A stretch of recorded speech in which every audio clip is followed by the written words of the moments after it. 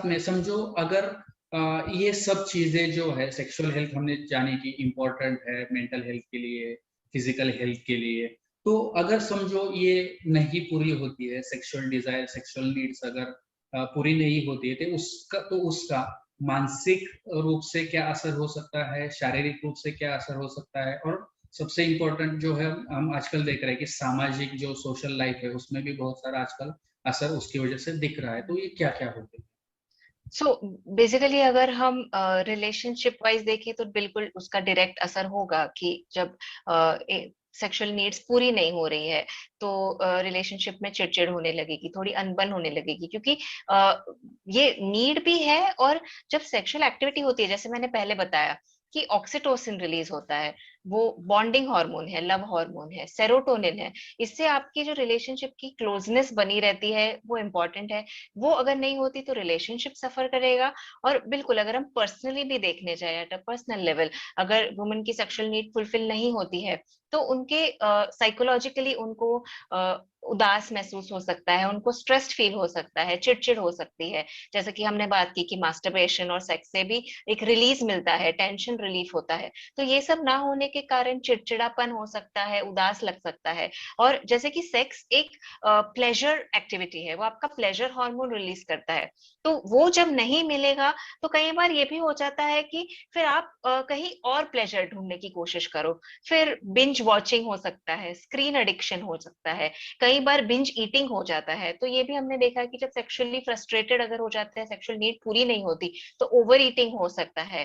कई बार ये भी हो जाता है कि सेक्सुअल नीड पूरी ना होने के कारण वो खुद के वर्थ को क्वेश्चन कर सकती है। उनको कई बार बॉडी इमेज इश्यूज हो जाते हैं, तो वो थोड़ा सा कॉन्फिडेंस पे असर करता है। वो खुद के कॉन्फिडेंस पे क्वेश्चन कर सकते हैं, ये इश्यूज हो सकते हैं।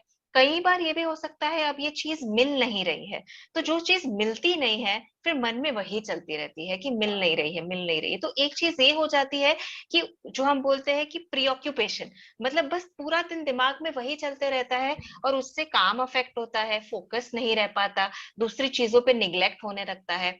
तो इसलिए जब सेक्सुअल नीड सेटिस्फाई नहीं होती, अगर फ्रस्ट्रेशन बिल्डअप हो रहा है, तो ये इस लेवल पे पर्सनली अफेक्ट कर सकता है। और जैसे सोशली हमने बात की पहले कि ये इंपॉर्टेंट इसलिए है क्योंकि ये दो लोगों को जोड़ता है, ये एक एक्सपीरियंस बनाता है, इससे प्रोक्रिएशन होता है, फैमिली यूनिट बनता है। ओवरऑल ये अगर आप देखने चाहे तो at a society level also ये हार्मनी मेंटेन करने में हेल्प करता है।